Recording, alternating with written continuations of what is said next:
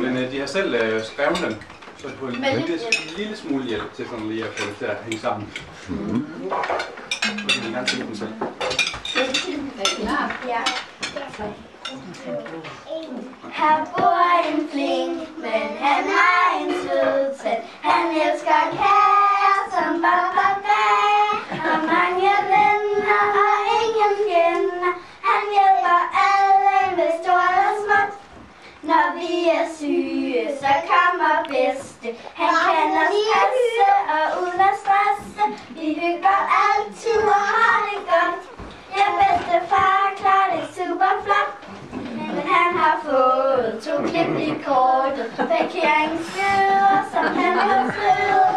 Har brækket armen med cykelsjov.